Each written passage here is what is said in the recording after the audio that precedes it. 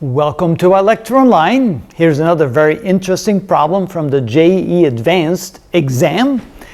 It involves two main concepts and even a third concept. It involves energy, momentum, and center of mass concepts. So here we have a block that is on a frictionless surface. The block has a piece cut out with a radius r. The mass of the big block is big M, and there's a small point object, small m, situated at rest. Everything's at rest here up the upper left corner of the cutout. We allow that small mass to slide down. Everything is frictionless. It's frictionless here, it's frictionless here, and at the moment the small mass leaves contact or stops contact with the big mass, which of the four statements are correct? Now we are told that at the moment the small mass m loses contact with the big mass m, the velocity is equal to small v. All right, so how do we solve this problem? First of all, we want to start with the conservation of energy. We could say that energy initial equals energy final. And so the initial energy could be considered the potential energy that the small mass has. And so we could say that the initial energy is mg times the height, which in this case is equal to the radius of that cutout r. And that will then equal the sum of the total kinetic energy of the small mass and the big mass combined. So that would be 1/2 mv squared plus 1/2 big M big V squared. Now we don't know what big V squared is, but we know what little v is because it's equal to V. We'll just are told it's equal to V. All right. So we need to get rid of the big V here. And to get rid of the big V, we need to use conservation momentum. We can say momentum initial equals momentum final. And we can say then, of course, that the initial momentum is equal to 0 because everything is at rest. And the final momentum will be mv, that is the velocity of the small mass times its mass, because it's positive, it'll be to the right. And then we go minus m big V, because big V will be to the left. Now, of course, what you could do is you could say plus mv and then let big V take on a negative value, so to speak. But since we know that it's going to be in this direction, we'll just call it negative. And then what we want to do is realize, since V is going to be squared, it doesn't really matter if we could take it to be a negative or a positive value with that respect. Solving that for big V, we could say that big V is equal to little m over big M times small v. So there's the initial condition that we need to have, the relation between big V and little v, in order to substitute that in here. Otherwise, we can't solve the energy equation. So let's do that now. We have mgr is equal to 1/2 little mv squared plus 1/2 big M. And v is going to be this here. So it will be m squared over big M squared times little v squared. All right, simplifying that, notice this simplifies with that. And then we have an m in each term, so this m, and one of those m's can cancel. Now let's see what we have left. So now we have, I think what I also want to do is multiply everything by 2 to get rid of these 1/2. So we have 2gr is equal to v squared plus, and what we have left here is an m and a big M, so little m over big M times v squared. Notice what I'm trying to do here. I'm trying to figure out the velocity of little m. And so let's see if what equation that is equal to, if this is this indeed a correct equation right there. Solving this for v squared, we could say that 2gr is equal to v squared times 1 plus m, little m over big M. And then solving that for v, I can say that v is equal to the square root of 2gr divided by 1 plus little m over big M. And notice that this checks this. That's exactly the same thing. So you can say that B is a correct statement. Now we can also see if D is a correct statement, because we now can substitute in for big V, because big V is right here, and we know that little v is equal to that. So we have big V is equal to little m over big M times the square root of 2gr over 1 plus little m over big M.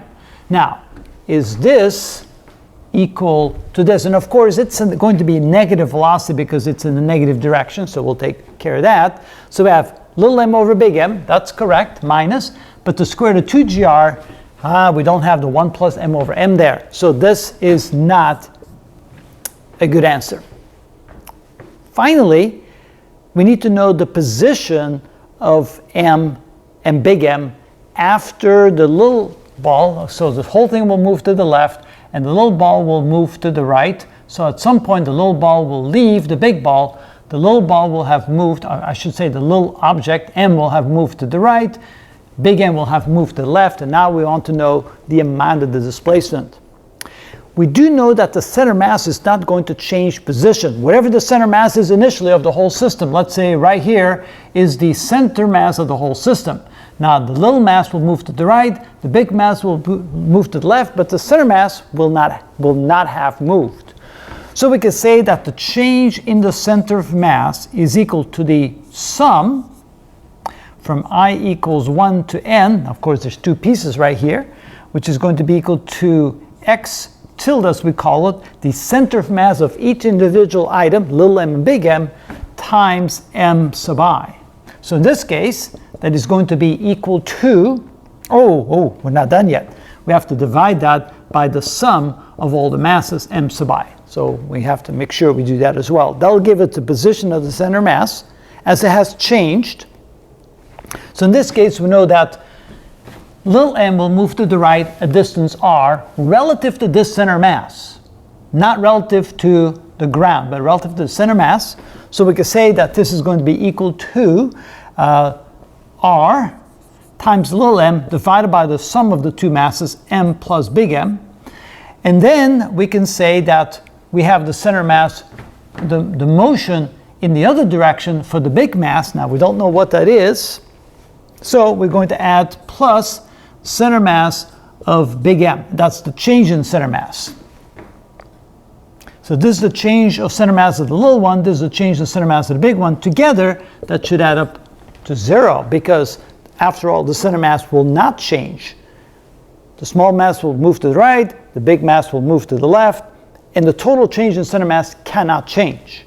So that means if we solve this for center mass of M, so the center mass of M, the change in the center mass, so this is the change in center mass, the displacement, is going to be equal to the negative of Rm over M plus big M.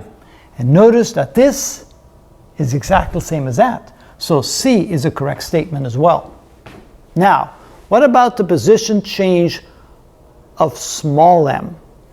Well, the position change of small m is going to be relative to the center mass, not relative to this. So relative to the center mass, the position change is going to be this. But that's not the position change relative to x.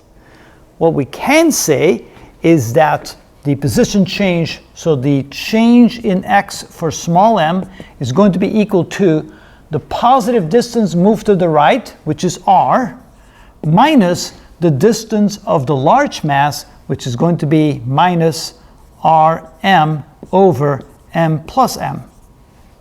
So if we now take the common denominator, this is going to be r times m plus big M minus r times small m divided by the common denominator of m plus m.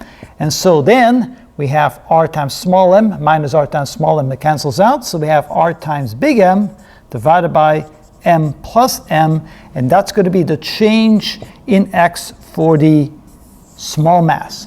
And is that what we have over here?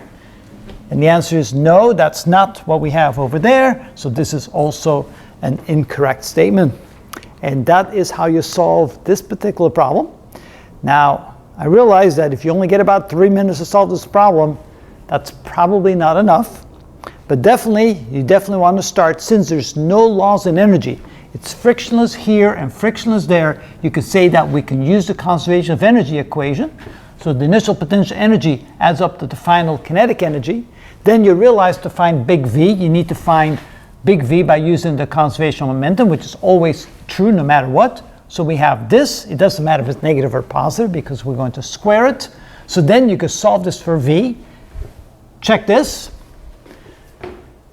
Now you want to know the change in the movement of the object. Oh, and then by the way, that once you have little v, you can solve for big V, and notice that big V, you get a different equation for big V, so D is not correct.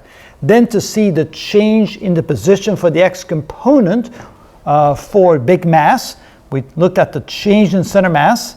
So you add up the change in center mass of the small object plus the change in the mass of the big object. You don't care about positive or negative, just put it in there and solve for Cm for the big mass, which is equal to this, which means that C is a correct statement. And then to find the displacement for x in the x direction relative to x equals 0, you get Rm over m plus m. And you can see that that is not what you get over there, so you know that's not correct. And that is how we do it. Took me about 10 minutes. Over 10 minutes. Over 10 minutes. You get 9 minutes to finish, and then you jabber on some more later. I jabbered on some more, but just a little review, a little summary.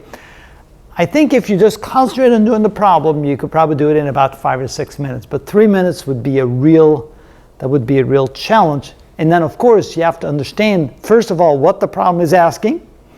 And you have to immediately go to your basic concepts. The basic concept of the conservation of energy, the conservation of momentum, and the change in the center mass being equal to 0. Those are the 3 main concepts that you require to actually solve this problem.